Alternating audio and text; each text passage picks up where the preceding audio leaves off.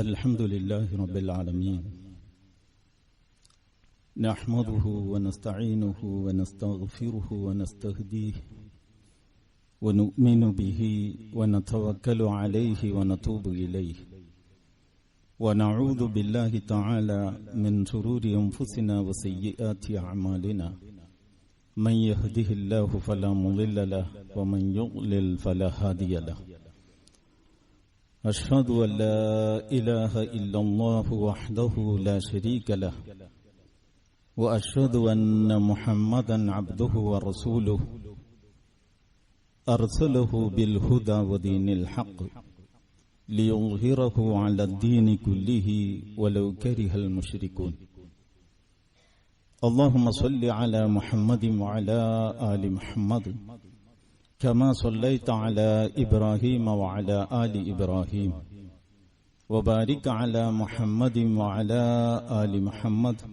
كما باركت على إبراهيم وعلى آل إبراهيم إنك حميد مجيد أما بعد فإن خير الأمور عوازمها وشر الأمور محدثاتها وكل محدثة بدعة وكل بدعة ضلالة وكل ضلالة في النار أيها الإخوان والأخوات أوصيكم عباد الله وإياي بتقوى الله أعوذ بالله من الشيطان الرجيم بسم الله الرحمن الرحيم يا أيها الذين آمنوا اتقوا الله حق تقاته ولا تموتن إلا وأنتم مسلمون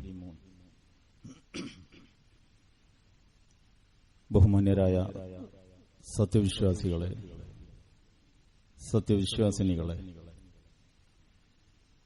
അല്ലാഹു സുബ്ഹാനഹു വ തആലയുടെ വിധികളും വിലക്കുകളും നാം എല്ലാവരും നമ്മുടെ ജീവിതത്തിന്റെ എല്ലാ രംഗങ്ങളിലും താൽപര്യത്തോടെയും ശ്രദ്ധയോടെയും പഠിച്ച് പകർത്തണം. അതനുസരിച്ച് ജീവിതം ചിട്ടപ്പെടുത്താൻ ജാഗ്രത പുലർത്തണം. താൽക്കാലികമായ നേട്ടങ്ങൾക്കോ സുഖ സൗകര്യങ്ങൾക്കോ വേണ്ടി അള്ളാഹുവിന്റെയോ പ്രവാചകന്റെയോ അധ്യാപനങ്ങളെ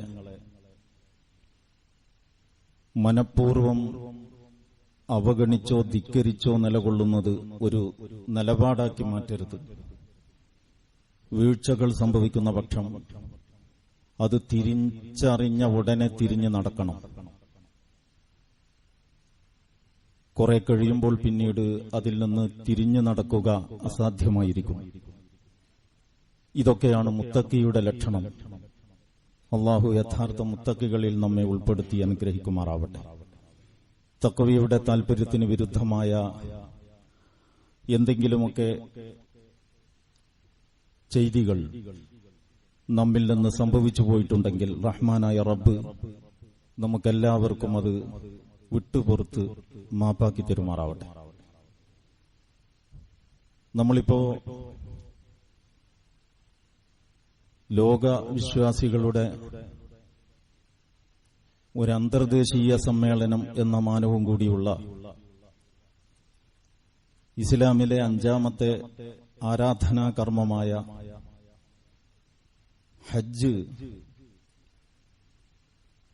ഹജ്ജിനോടനുബന്ധിച്ചുള്ള മറ്റ് കർമ്മങ്ങൾ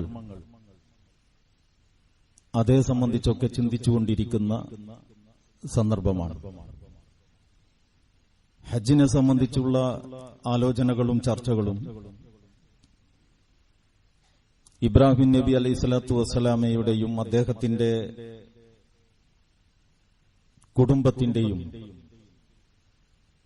ചരിത്രവും ഓർമ്മകളുമാണ് എന്ന് നമുക്കെല്ലാവർക്കും അറിയാം. ഒരു മനുഷ്യന്റെ ജീവിതം ഒരു സമൂഹത്തിന് തന്നെ വലിയ ഒരു സന്ദേശമാക്കി ലോകാവസാനം വരേക്ക് അല്ലാഹു അംഗീകരിച്ച് അടയാളപ്പെടുത്തിയിരിക്കുകയാണ്. ഇബ്രാഹിം നബി അലൈഹിസ്സലാം ഏകദേശം ഒരു 4000 വർഷങ്ങൾക്ക് മുമ്പാണ് ഇന്നത്തെ ഇറാഖ് എന്നറിയപ്പെടുന്ന രാജ്യത്തിലെ ഊർ എന്ന പേരിലുള്ള ഒരു ഗ്രാമത്തിൽ ജന്മം കൊള്ളുന്നത്. 4000 സംവത്സരങ്ങൾക്ക് മുമ്പ് ഇബ്രാഹിം നബി അലൈഹി സ്വലാത്തു വസ്സലാം ജനിക്കുന്ന കാലഘട്ടത്തിൽ അള്ളാഹുവിന്റെ ഭൂമിയിൽ അള്ളാഹുവിനെ പ്രതിനിധീകരിച്ചുകൊണ്ട്, അവനെ റബ്ബും ഇലാഹുമായി അംഗീകരിച്ചുകൊണ്ട്, അവന്റെ ഇഷ്ടങ്ങളെയും അനിഷ്ടങ്ങളെയും ഗൌരവത്തിലെടുത്തുകൊണ്ട് നിലപാടെടുക്കുന്ന, വ്യക്തിജീവിതത്തിലും മറ്റ് തുറകളിലും, ജീവിതത്തിന്റെ മറ്റ് തുറകളിലും നിലപാടെടുക്കുന്ന ഒരു കുട്ടിയും ഉണ്ടായിരുന്നില്ല എന്നതാണ് ആ കാലഘട്ടത്തിന്റെ പ്രത്യേകത. നമുക്കെല്ലാവർക്കും അറിയാവുന്നതുപോലെ ഇബ്രാഹിം നബി അലൈഹിസ്സലാം ഒരു ബഹുദൈവ ആരാധകനായ, അല്ലെങ്കിൽ ബഹുദൈവാരാധനയുടെ അടിസ്ഥാനമായി വർത്തിക്കുന്ന വിഗ്രഹ നിർമ്മാണത്തിന്റെ ഒരു ശില്പിയായി അറിയപ്പെടുന്ന ഒരു കുടുംബത്തിലാണ് പെറ്റുവീഴുന്നത്. നമുക്ക് ആ ഒരു സന്ദർഭത്തെക്കുറിച്ച് ആലോചിച്ചു നോക്കിയാൽ, അത്തരം ഒരു കുടുംബത്തിൽ നിന്ന്, ഒരു പുരോഹിത കുടുംബത്തിൽ നിന്ന് വിഗ്രഹങ്ങളെ നിർമ്മിക്കുന്നു, അവയെ വിശുദ്ധിവൽക്കരിക്കുന്നു, ദിവ്യത്വം അവയിൽ സന്നിവേശിപ്പിക്കുന്നു, ആളുകൾ ആ പുരോഹിതനെ ചുറ്റിപ്പറ്റി കാര്യങ്ങൾ നടത്തിക്കൊണ്ടിരിക്കുന്നു. സാധാരണ ദിവസങ്ങളിൽ സൗകര്യപ്പെടുന്നവരും സവിശേഷ സന്ദർഭങ്ങളിൽ സകലമാന മനുഷ്യരും ഈ വിഗ്രഹവും അതിന്റെ അനുബന്ധ കർമ്മങ്ങളുമൊക്കെയായി വീട്ടിൽ കയറിയിറങ്ങുന്നു. കുഞ്ഞുനാൾ മുതൽ ഒരു കുട്ടി ഇത് കണ്ടാണ് വളരുന്നത്. മാത്രമല്ല, ഈ പൗരോഹിത്യം സ്വന്തം നിലക്കല്ല നിലനിന്നിട്ടുള്ളത്. ചരിത്രത്തിന്റെ ഒരു ഘട്ടത്തിലും പൗരോഹിത്യം സ്വന്തം നിലക്കല്ല നിലനിന്നിട്ടുള്ളത്. പൗരോഹിത്യവും അധികാര കേന്ദ്രങ്ങളും തമ്മിലൊരു ബന്ധമുണ്ടാകും. അത് ഏത് കാലഘട്ടത്തിലും ഉണ്ടാകും. നമ്രൂദിനെ കുറിച്ച് നമ്മൾ ആലോചിക്കുമ്പോൾ അവിടെ ഇബ്രാഹിം നബി അലൈഹി ഇസ്ലാമിന്റെ പിതാവ് എന്ന് പറയുന്ന ഒരു പുരോഹിതൻ അവിടെ രംഗത്ത് വരും. മൂസാ നബി അലൈഹി ഇസ്ലാമിനെ കുറിച്ച് ചിന്തിക്കുമ്പോൾ അവിടെ സാമിരി എന്ന് പറയുന്ന വേറൊരു പുരോഹിതൻ രംഗത്ത് വരും. ഈ പുരോഹിതന്മാർക്കൊക്കെ പുരോഹിതന്മാർക്ക് അണികളെ ഉണ്ടാക്കി കൊടുക്കുന്നതിൽ ഈ അധികാര കേന്ദ്രങ്ങൾക്ക് പങ്കുണ്ട്. അധികാര കേന്ദ്രങ്ങൾക്ക് വിനീത വിധേയരായ ദാസന്മാരെ സൃഷ്ടിച്ച് പാകപ്പെടുത്തി കൊടുക്കുന്നതിൽ ഈ പുരോഹിതന്മാർക്ക് വലിയ റോളുമുണ്ട്. അങ്ങനെയാണ് ചരിത്രത്തിന്റെ എല്ലാ ഘട്ടങ്ങളിലും ഉണ്ടായിട്ടുള്ളത്. വഹൽ അഫ്സദദ്ദീന ഇല്ലൽ മുലൂകു വഅഹ്ബാറു സൂഇൻ വറുബാനുഹ. അതുകൊണ്ട് ചരിത്രത്തിൽ തന്നെ അങ്ങനെയാണ് പറയപ്പെട്ടു പോന്നിട്ടുള്ളത്. ദീനിനെ എല്ലാ ഘട്ടത്തിലും നശിപ്പിച്ചിട്ടുള്ളത് അധികാര കേന്ദ്രങ്ങളും, അധികാര കേന്ദ്രങ്ങൾക്ക് ഒരു വിശ്വാസത്തിന്റെയും അതുപോലെ തന്നെ ഒരു ദിവ്യത്വത്തിന്റെയും പരിവേഷം ചാർത്തിക്കൊടുത്ത് അണികളെ അവരുടെ വിനീത വിധേയരായ ദാസന്മാരാക്കി മാറ്റിക്കൊണ്ടിരിക്കുന്ന പൗരോഹിത്യവും കൂടിക്കൊണ്ടാണ്. ഈ രണ്ടു കൂട്ടരും കൂടിയാണ് ദീനിനെ നശിപ്പിച്ചത് എന്നാണ്. അത് ചരിത്രമാണ്, അതൊരു തത്വം എന്ന് മാത്രമല്ല, അത് പ്രയോഗത്തിലും അങ്ങനെ തന്നെയാണ്. പണ്ടുകാലത്ത് മാത്രമല്ല, ഇപ്പോഴും അങ്ങനെ തന്നെയായിരിക്കും. പുരോഹിതന്മാർക്ക് അങ്ങനെ ഒരു റോൾ എല്ലാ കാലഘട്ടത്തിലുമുണ്ട്. നമ്മുടെ രാജ്യത്ത് പൗരോഹിത്യം മാത്രമല്ല, നമ്മുടെ രാജ്യത്ത് ജാതി വ്യവസ്ഥ പൗരോഹിത്യത്തെ ഒക്കെ വെല്ലുന്ന വേറെ ഒരു യാഥാർത്ഥ്യമായിട്ട് രംഗത്ത് നിൽക്കുന്നുണ്ട്. അപ്പൊ അങ്ങനെ വരുമ്പോ അധികാര കേന്ദ്രങ്ങളും ഇവരും തമ്മിലുള്ള ഒരു കൂട്ടുകെട്ട് അവിടെ രൂപപ്പെടും. താക്കോൽ സ്ഥാനത്ത് ആര് വേണം എന്ന് അത്തരം ആളുകൾ ഇടയ്ക്കിടെ വിളിച്ചു പറഞ്ഞുകൊണ്ടിരിക്കും.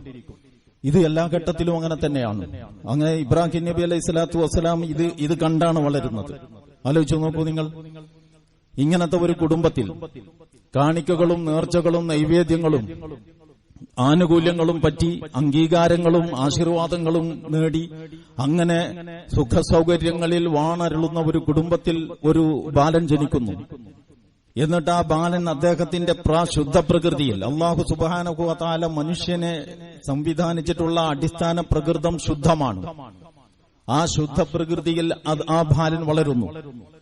എന്നിട്ട് തനിക്ക് കാര്യബോധമുണ്ടായ നിമിഷം മുതൽ തനിക്ക് കാര്യബോധമുണ്ടായ നിമിഷം മുതൽ ഈ മനുഷ്യ സമൂഹത്തെ അകപ്പെട്ട അബദ്ധങ്ങളിൽ നിന്ന് അവരെ തിരുത്തുന്നതിനു വേണ്ടിയുള്ള വിവിധ തരത്തിലുള്ള പ്രയത്നങ്ങളിൽ ഏർപ്പെടുന്നു. ഞാനൊരു ഇബ്രാഹിം നബി അലൈഹി സ്വലാമിന്റെ നമുക്കറിയാവുന്ന കഥയുടെ ഒരു ചുരുക്കം പറയാം. എന്താണ് അദ്ദേഹത്തിന്റെ ദൌത്യം എന്ന് മനസ്സിലാക്കുന്നതിനു വേണ്ടി. നമ്മൾ ചിലപ്പോ അദ്ദേഹത്തിന്റെ ദൌത്യം ഇബ്രാഹിം നബി അലൈഹി സ്വലാം വിഗ്രഹാരാധനയുമായി വല്ലാതെ കെട്ടിപ്പണഞ്ഞ ഒരു പ്രവാചകനാണ് എന്ന് കുറെ ആളുകൾ തിരിച്ചു വശമായിട്ടുണ്ട്. വിഗ്രഹാരാധന ദീനിന്റെ വിശ്വാസത്തിന് ഘടകവിരുദ്ധമായ ഒരു കാര്യമാണ്. അതുകൊണ്ട് ഇബ്രാഹിം നബി അലൈഹി സ്വലാം വിഗ്രഹങ്ങളോട് വിട്ടുവീഴ്ചയില്ലാത്ത നിലപാടെടുത്തു. ആ വിട്ടുവീഴ്ചയില്ലാത്ത നിലപാടിന്റെ ഭാഗമായിട്ട് ഒരു വേള വിഗ്രഹ ധ്വംസനത്തിന് വരെ അദ്ദേഹം മുതിർന്നു.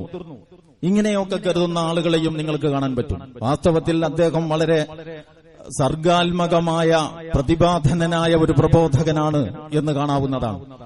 അങ്ങനെ ഈ പറഞ്ഞ ഒരു കുടുംബ സാഹചര്യത്തിൽ വളർന്ന് വിവേകമെത്തി അള്ളാഹുവിന്റെ ഭാഗത്തു നിന്നുള്ള സവിശേഷമായ ഒരു ദിവ്യ വെളിപാട് അഥവാ പ്രവാചകത്വം നുബുവത്ത് ലഭിച്ചതിന് ശേഷം അദ്ദേഹം തന്റെ പ്രബോധന പ്രവർത്തനങ്ങൾ ആരംഭിക്കുകയാണ്.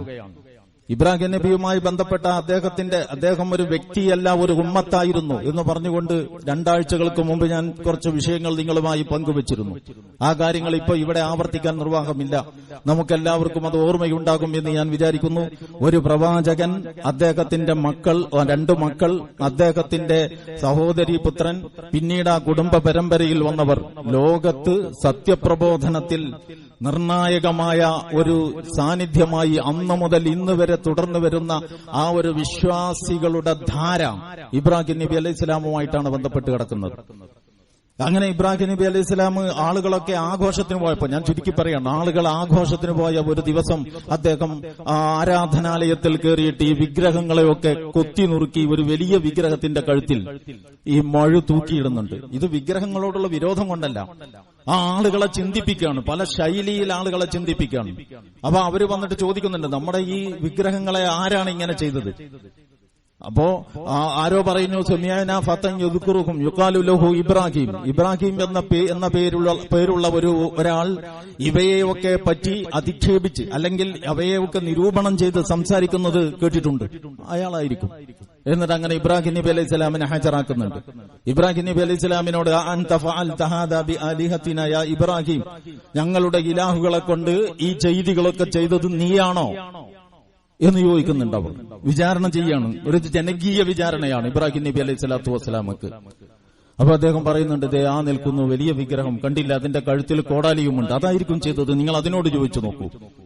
അപ്പൊ അവക്ക് സംസാരിക്കാനോ കാണാനോ കേൾക്കാനോ കഴിയില്ല എന്ന് നിനക്ക് അറിഞ്ഞുകൂടെ എന്ന് അവർ മറുപടി പറയുന്നുണ്ട്. അപ്പൊ കാണാനും കേൾക്കാനും കഴിയാത്തതും ഉപകാരവും ഉപദ്രവവും സാധ്യമാകാത്തതുമായതാണോ നിങ്ങളുടെ ആരാധ്യന്മാർ എന്ന് അദ്ദേഹം തിരിച്ചു ചോദിക്കുന്നുണ്ട്. അപ്പൊ ഈ അന്നത്തെ ഒരു സമൂഹത്തിന്റെ ഒരവസ്ഥ വെച്ച് അവരെ കൊണ്ട് ചിന്തിപ്പിക്കുന്നതിന് ഇത്ര വരെ പോകാം എന്നാണ് അതിന്റെ അർത്ഥം. അല്ലാതെ വിഗ്രഹങ്ങളോടുള്ള വിരോധമല്ല.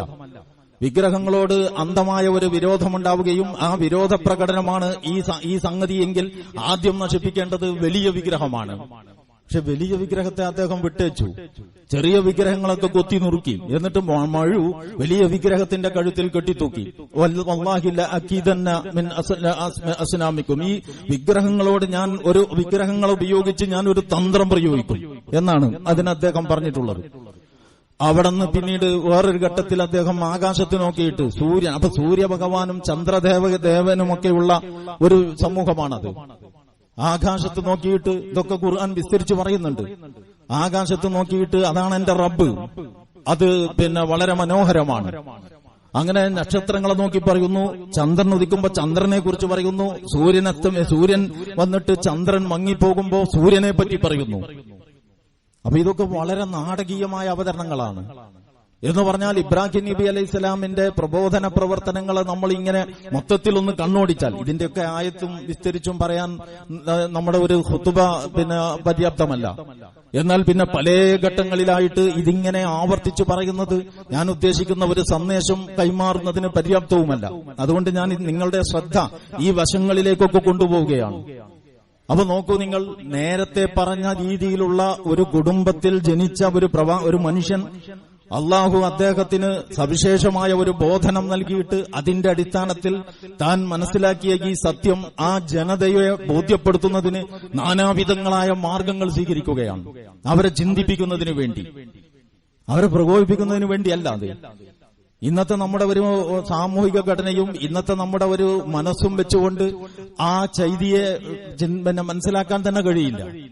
അത് അന്നത്തെ ഒരു സാമൂഹിക ഘടനയിൽ അത് പ്രശ്നങ്ങൾ ഉണ്ടാക്കിയിട്ടില്ല എന്നാണ് മനസ്സിലാക്കുന്നത്. ഇത് പ്രബോധകൻ എന്ന നിലക്ക് ഇദ്ദേഹത്തിന് ആ ജനതയെ ചിന്തിപ്പിക്കാൻ അത് പര്യാപ്തമായിരുന്നുവെന്നാണ്. അങ്ങനെ വളർന്ന് വികസിച്ച് കുറെ മുന്നോട്ട് പോകുന്നുണ്ട്. എന്നിട്ട് ഒരു ഘട്ടം വരുമ്പോ ഈ ജനതയ്ക്ക് ഇത് ബോധ്യപ്പെടുകയില്ല. ഈ ജനത ഈ സത്യം അംഗീകരിക്കില്ല. ഞാൻ എന്താണോ പറഞ്ഞുകൊണ്ടിരിക്കുന്നത് അതവരെ ബോധ്യപ്പെടുത്തുക എന്നത് അസാധ്യമാണ്. അവരവരുടെ ധാർഷ്ട്യത്തിൽ ഉറച്ചു നിൽക്കുകയാണ്. ചില്ലറ ആളുകൾ ഇദ്ദേഹത്തിൽ വിശ്വസിച്ച് ഈ പ്രവാചകന്റെ അനുചരന്മാരായിട്ടുണ്ട്. അപ്പോഴാണ് ഇബ്രാഹിം നബി അലൈഹിസ്സലാം ഒരു കടുത്ത തീരുമാനമെടുക്കുന്നത്. അത് നിങ്ങൾക്ക് വിശുദ്ധ ഖുർആനിൽ കാണാം. അല്ലാഹു സുബ്ഹാനഹു വ തആല പറയുന്നുണ്ട്, ഈ ഇബ്രാഹിം നബി അലൈഹിസ്സലാമിലും അദ്ദേഹത്തിന്റെ കൂടെയുള്ളവരിലും നിങ്ങൾക്ക് മാതൃകയുണ്ട്. ഇത് ഖാലൂ ലിഖൗമിഹിം ഇന്നാ ബുറാഉ മിൻകും വമിമ്മാ തഅബുദൂന മിൻ ദൂനില്ലാഹ്. ഞാൻ നിങ്ങളെയും നിങ്ങൾ അള്ളാഹുവിനെ കൂടാതെ പ്രാർത്ഥിച്ചുകൊണ്ടിരിക്കുന്നതിനെയും ഒക്കെ അതിൽ നിന്നൊക്കെ ഞാൻ ഒഴിവാണ് എന്നല്ല, അവയെല്ലാം ഞാൻ നിരാകരിക്കുന്നു, നിഷേധിക്കുന്നു. എനിക്കതുമായിട്ടൊരു ബന്ധവുമില്ല. وَبَدَا بَيْنَنَا وَبَيْنَكُمُ الْعَدَاوَةُ وَالْبَغْضَاءُ أَبَدًا حَتَّى تُؤْمِنُوا بِاللَّهِ وَحْدَهُ. എന്നു മാത്രമല്ല, എനിക്കും നിങ്ങൾക്കുമിടയിൽ ശത്രുതയും വിദ്വേഷവും അണപൊട്ടി ഒഴുകുകയാണ്. ഏതുവരെ? ഏകനായ അള്ളാഹുവിൽ നിങ്ങൾ വിശ്വസിക്കുന്നത് വരെ.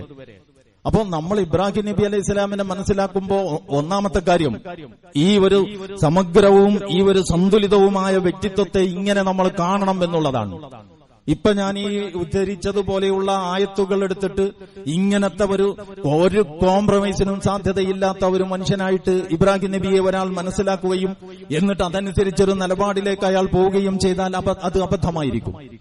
നേരെ മറിച്ച് അപ്പുറത്ത് വേറൊരു ഘട്ടത്തിൽ മുമ്പ് പറഞ്ഞല്ലോ, ലൂത്ത് സദോം നിവാസികൾ ലോകത്തെ ഏറ്റവും നികൃഷ്ടരായ ഒരു ജനതയാണ്. ആ ജനതയിലേക്കാണ് ലൂത്ത് നബി അലൈഹി സ്വലാമിനെ അള്ളാഹു നിശ്ചയിച്ചത്. ഇബ്രാഹിം നബി അലൈഹി സ്വലാമിന്റെ സമകാലികനാണ് ലൂത്ത് നബി അലൈഹി സ്വലാം. എന്നല്ല, അദ്ദേഹത്തിന്റെ ഒരു ബന്ധുവ് കൂടിയാണ്. ആ ലൂത്ത് നബി അലൈഹി സ്വലാമിന്റെ ജനതയിലേക്ക് ആ സദോം നിവാസികളെ നാശമറിയിക്കാൻ വേണ്ടി, ശിക്ഷ അറിയിക്കാൻ വേണ്ടി പ്രവാചകൻ 2 മലക്കുകൾ മനുഷ്യരുടെ രൂപത്തിൽ വന്നു. അപ്പൊ ഇബ്രാഹിം നബി അലൈഹി സ്വലാം ആ മലക്കുകളോട് തർക്കിക്കുന്നുണ്ട് ആ ജനതയ്ക്ക് വേണ്ടിയിട്ട്. യുജാദിലുനാ ഫീ ഖൗമി ലൂത്ത്. ഇത്രയും വൃത്തികെട്ട ജനതയാണെങ്കിലും അവർക്കൊരു അവസരം കൊടുക്കണ്ടേ? അവരെ നന്നാക്കിയെടുക്കാൻ വല്ല സാധ്യതയുമുണ്ടോ എന്നൊന്നുകൂടി നോക്കണ്ടേ? ഒരു മനുഷ്യ സഹജമായ ഒരു അനുകമ്പ തന്റെ പ്രബോധിതരോട്. അതേ പ്രവാചകനാണ് ഇപ്പൊ നേരത്തെ പറഞ്ഞ മാതിരി നിങ്ങൾക്കും എനിക്കും തമ്മിൽ എന്നേക്കുമായി ശത്രുതയും വിദ്വേഷവും അണപൊട്ടി ഒഴുകുന്നു എന്ന ഒരു നിലപാടെടുക്കുന്നത്. അതേ പ്രവാചകനാണ് വേറൊരു ഘട്ടത്തിൽ മുറ്റത്ത് നിന്ന് മേലോട്ട് നോക്കിയിട്ട് നക്ഷത്രങ്ങളെ, ചന്ദ്രനെ, സൂര്യനെ ഓരോന്നിനെ പറ്റിയും മാറി മാറി അതാണ് എന്റെ റബ്ബ് എന്ന് പറഞ്ഞുകൊണ്ടിരിക്കുന്നത്. അപ്പൊ ഇബ്രാഹിം നബി അലൈഹി സ്വലാം എന്ന് പറയുന്നത് വളരെ കൃത്യതയിൽ ഒരു നിലപാടുള്ള, ആ നിലപാടിനെ സമൂഹത്തിൽ ബോധ്യപ്പെടുത്തുന്നതിന് സർഗാത്മകമായ തന്റെ എല്ലാ സാധ്യതകളും പ്രയോജനപ്പെടുത്തിയ പ്രത്യുൽപ്പന്നമതിയായ ഒരു പ്രബോധകനാണ് എന്ന നിലക്ക് നമ്മൾ മനസ്സിലാക്കണം. ഇനി എന്താണ് ഈ പ്രവാചകന്റെ ദൗത്യം? ഇത് ഈ പ്രവാചകന്റെ വ്യക്തിത്വത്തെക്കുറിച്ചാണ് ഞാൻ പറഞ്ഞത്. ഇങ്ങനെയുള്ള ഒരു സന്തുലിതത്വമുള്ള വ്യക്തിത്വമാണ്. ഇനി മാത്രമല്ല, ഈ പറഞ്ഞ വിഗ്രഹങ്ങളോട് ഉള്ള പ്രശ്നം മാത്രമാണോ അവിടെയുള്ളത്? അല്ലല്ലോ. അപ്പൊ വിശുദ്ധ ഖുർആൻ പറയുന്നുണ്ട്, അലം തറ ഇലല്ലദീ ഹാജ ഇബ്രാഹീമ ഫീ റബ്ബിഹി അൻ ആതാഹു അല്ലാഹുൽ മുൽക്ക്. ഇബ്രാഹിം നബി അലൈഹി സ്വലാമിനോട് തന്റെ റബ്ബിന്റെ കാര്യത്തിൽ തർക്കിച്ചവനെ നീ കണ്ടില്ലയോ? അയാൾക്ക് അള്ളാഹു ലേശം അധികാരം നൽകി എന്നതിന്റെ ബലത്തിൽ. അപ്പൊ ആരെയാണ് ഉദ്ദേശിക്കുന്നത്? നമ്രൂദിനെയാണ്. നമ്രൂദ് എന്ന പേര് വിശുദ്ധ ഖുർആൻ പരാമർശിച്ചിട്ടില്ല. അത് ചരിത്രകാരന്മാരിൽ നിന്നും മുഫസ്സിറുകളിൽ നിന്നും നമുക്ക് ലഭിച്ചതാണ്. പക്ഷെ ഒരു കാര്യം ഉറപ്പാണ്. എന്താണ്? അവിടെ ഒരു രാജാവുണ്ട്. ആ രാജാവും ഈ ഇബ്രാഹിം നബി അലൈഹി സ്വലാമും മുഖാമുഖം നിന്നിട്ടുണ്ട്. ഈ രാജാവിന് ഇബ്രാഹിം നബി അലൈഹി സ്വലാമിനെതിരെ മുഖാമുഖം നിൽക്കാൻ അയാളെ പ്രേരിപ്പിച്ചത് അയാൾക്ക് അവിടെ ലേശം അധികാരമുണ്ടായിരുന്നു. ലേശം എന്ന് പറഞ്ഞാൽ ഒരു പ്രദേശത്ത് അധികാരമുണ്ടായിരുന്നോ എന്നതിന്റെ അടിസ്ഥാനത്തിലാണ്. അപ്പോ ആധിപത്യത്തിൽ നിന്നുകൊണ്ട്, അധികാരത്തിൽ നിന്നുകൊണ്ട് പ്രബോധകനായ ഇബ്രാഹിം നബി അലൈഹി ഇസ്ലാമിനെതിരെ സംസാരിക്കുകയാണ് നമ്രൂദ്. ആ നമ്രൂദിനോട് ദീനിന്റെ അടിസ്ഥാനത്തിൽ സംവാദത്തിൽ ഏർപ്പെടുകയാണ് ഇബ്രാഹിം നബി അലൈഹി സ്വലാം. ഇത് വിഗ്രഹാരാധനയും വിഗ്രഹ സംബന്ധമായ ചർച്ചയും എന്ന ഏരിയയിൽ നിന്ന് തികച്ചും വ്യത്യസ്തമായ വേറെ ഒരു തലമാണ്. ഇതും നമ്മൾ ശ്രദ്ധിക്കേണ്ടതാണ്. അപ്പൊ ഇബ്രാഹിം നബി അലൈഹി സ്വലാമിന്റെ പ്രബോധനം ചെന്ന് മുട്ടുന്നത് വിഗ്രഹങ്ങളിൽ മാത്രമല്ല, ഇബ്രാഹിം നബി അലൈഹി സ്വലാമിന്റെ പ്രബോധനം ചെന്ന് മുട്ടുന്നത് അവിടത്തെ അധികാര കേന്ദ്രങ്ങളിലും കൂടിയാണ് എന്ന് വരികയാണ്. അപ്പൊ പ്രവാചകൻ നബി ഇബ്രാഹിം നബി അലൈഹി സ്വലാമിനെ സംബന്ധിച്ച് ചിന്തിക്കുമ്പോൾ ഈ വശവും നമ്മൾ മനസ്സിലാക്കണം. നേരത്തെ ഞാൻ പറഞ്ഞത് അദ്ദേഹം സ്വീകരിച്ച നയസമീപനം ഒരു ഔചിത്യബോധത്തോടെ ഒരു സമൂഹത്തെ മാറ്റാൻ സ്വീകരിക്കാവുന്ന ഏറ്റവും ഉചിതമായ സ്റ്റെപ്പുകൾ എടുത്തുകൊണ്ടുള്ളതായിരുന്നു. ഘട്ടങ്ങൾ പിന്നിട്ടാണ് അദ്ദേഹം മുന്നേറിയത് എന്ന തലമാണ്. രണ്ടാമത് പറഞ്ഞതോ അദ്ദേഹത്തിന്റെ പ്രബോധനം മതപരമായ ഏരിയയിൽ പരിമിതപ്പെട്ട് നിൽക്കുന്നതായിരുന്നില്ല. അതിനപ്പുറവും സാമൂഹികവും രാഷ്ട്രീയവുമായ മാനങ്ങളുണ്ടായിരുന്നു. ഒരു വേള ഭരണാധികാരിയുമായി നേർക്കുനേരെ അദ്ദേഹം സംവാദത്തിൽ ഏർപ്പെടുന്നുണ്ട്. ആ സംവാദം എന്ത്, അതിലൂടെ നമ്മൾക്ക് പഠിക്കാവുന്ന പാഠങ്ങൾ എന്ത്, അതേ സംബന്ധിച്ച് ഞാൻ മറ്റൊരു സന്ദർഭത്തിൽ പറയാം. അപ്പൊ ഈ പറഞ്ഞു വന്നത് അല്ലാഹു സുബ്ഹാനഹു വ തആല ഈ പ്രവാചകനെ ഇങ്ങനെ നിയോഗിച്ചു.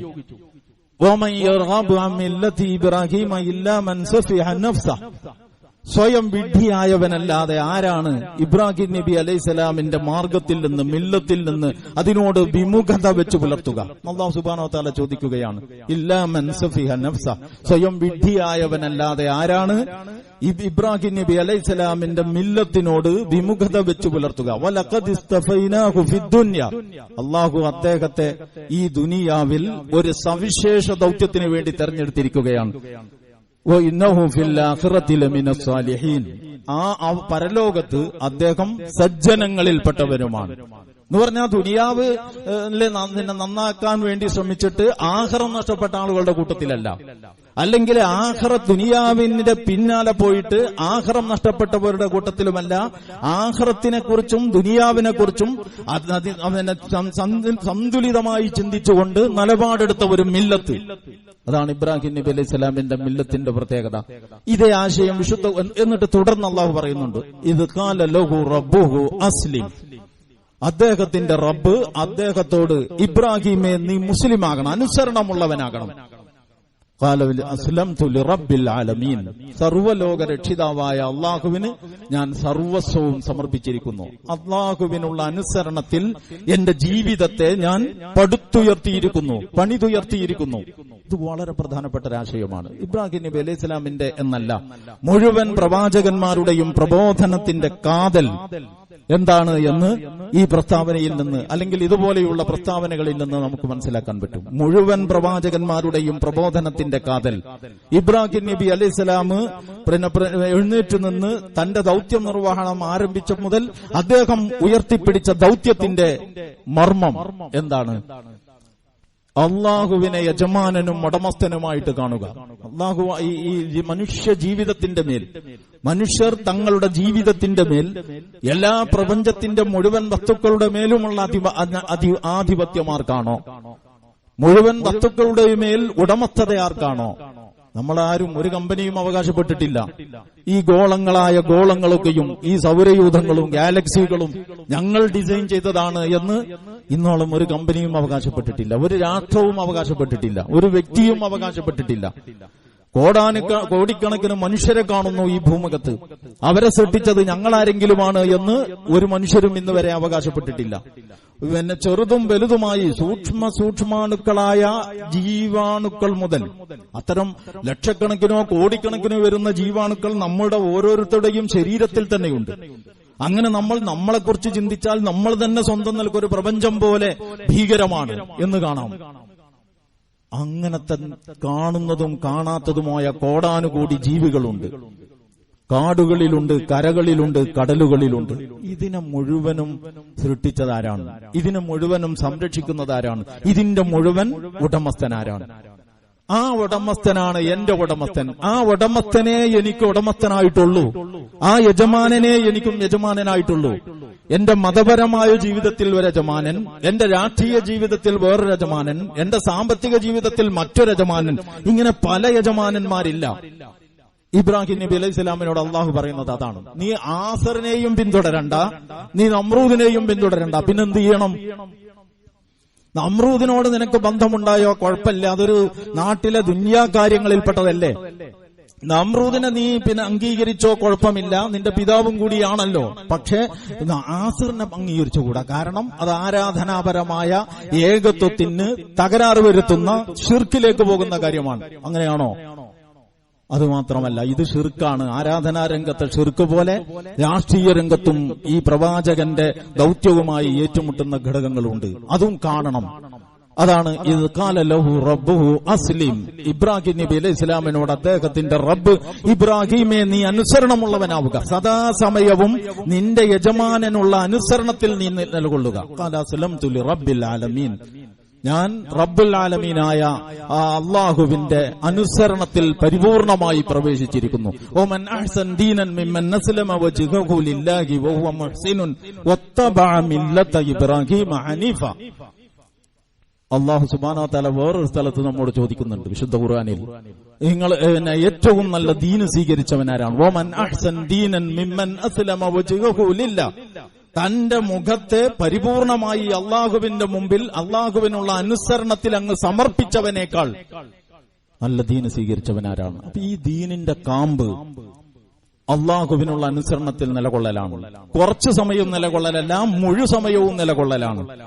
പല ആളുകൾക്കും പല കേന്ദ്രങ്ങൾക്കുമുള്ള അനുസരണങ്ങളിലേക്ക് പലരും മാടി വിളിച്ചുകൊണ്ടിരിക്കുമ്പോൾ അള്ളാഹുവിനുള്ള അനുസരണം എന്ന ഒരൊറ്റ വിഷയത്തിൽ യഥാർത്ഥ യജമാനൻ അവനായിരിക്കെ, യഥാർത്ഥ ഉടമസ്ഥവന് അവനായിരിക്കെ, യഥാർത്ഥ അധികാരി അവനായിരിക്കെ, യഥാർത്ഥ തീർപ്പ് അവന്റേത് മാത്രമായിരിക്കെ വേറെ യജമാനന്മാര് വേണ്ട, അവരെ ഞാൻ സ്വീകരിക്കില്ല, പരിപൂർണമായും ഞാൻ എന്റെ റബ്ബിന് വഴിപ്പെട്ടിരിക്കുന്നു. ഇതാണ് ഇബ്രാഹിം നബി അലൈഹി സ്വലാം ഉയർത്തിപ്പിടിച്ച ദീനിന്റെ സവിശേഷത. അതാണ് ഇബ്രാഹിം മില്ലത്തിന്റെ മുഖമുദ്ര. അതുകൊണ്ടാണ് ഒരേ സമയം ആസറിനോടും അതേസമയം നമ്രൂദിനോടും മുഖാമുഖം നിൽക്കാൻ ഈ പ്രവാചകൻ നിർബന്ധിതനായത് എന്ന് നമ്മൾ കാണണം. അങ്ങനെ ആ ഒരു വിശാലതയോടെയും നേരത്തെ ഞാൻ ചൂണ്ടിക്കാണിച്ച സമഗ്രതയോടെയും സന്തുലിതത്വത്തോടെയും ഇബ്രാഹിം നബി അലൈഹി സ്വലാമിന്റെ പ്രബോധനത്തെ നമ്മൾ പഠിക്കണം. അപ്പൊ നമുക്ക് അതിൽ നിന്ന് ഇന്ന് നമ്മൾ ഈ ജീവിക്കുന്ന ചുറ്റുപാടിലും നിർവഹിക്കേണ്ട ദൗത്യമെന്ത് എന്ന് മനസ്സിലാക്കാൻ ഒരുപാട് വെളിച്ചം ലഭിക്കും.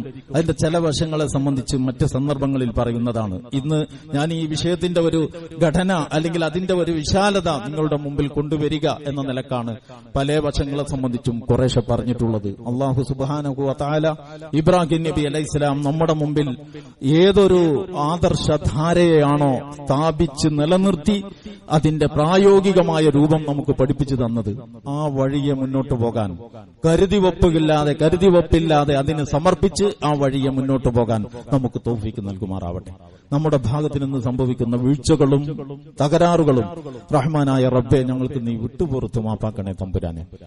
ഞങ്ങളോട് ദുആ കൊണ്ട് വസിയത്ത് ചെയ്ത പലതരത്തിലുള്ള വിഷമങ്ങളുള്ള പതിവായി നമ്മുടെ പള്ളിയിലൊക്കെ വന്നിരുന്ന സഹോദരിമാരും സഹോദരന്മാരും രോഗത്തിന്റെ അകപ്പെട്ടത് കാരണം പള്ളിയിലൊന്നും വരാൻ കഴിയാത്ത, മതപരമായ അല്ലെങ്കിൽ ഇസ്ലാമികമായ കാര്യങ്ങളിലൊന്നും ഏർപ്പെടാൻ കഴിയാതെ വിഷമിച്ചുകൊണ്ടിരിക്കുന്നവർ പ്രാർത്ഥിക്കണം എന്ന് നമ്മോട് ആവശ്യപ്പെട്ടിട്ടുണ്ട്. റഹ്മാനായ റബ്ബേ, ആ സഹോദരന്മാർക്ക് സഹോദരികൾക്ക് നീ ശിഫ നൽകണേ തമ്പുരാനെ. ആരോഗ്യത്തോടുകൂടിയുള്ള ആയുസ് അവർക്കും ഞങ്ങൾക്കും നീ വർദ്ധിപ്പിച്ചു തരണേ നാഥ.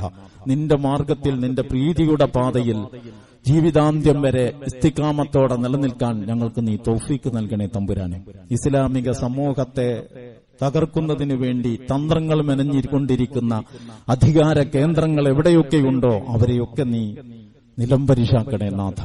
പടച്ചവനെ ഞങ്ങളെ എല്ലാവരെയും നിന്റെ ജന്നാത്തുൽ ഫിർദൗസിൽ ഒരുമിച്ച് കൂട്ടി അനുഗ്രഹിക്കണേ തമ്പുരാനെ. അഖൂലു ഖൗലി ഹാദാ വസ്തഗ്ഫിറുല്ലാഹ ലീ വലക്കും വലിജമീഇൽ മുഅ്മിനീന വൽ മുഅ്മിനാത്ത് വസ്തഗ്ഫിറൂഹു ഇന്നഹു ഹുവൽ ഗഫൂറുർ റഹീം.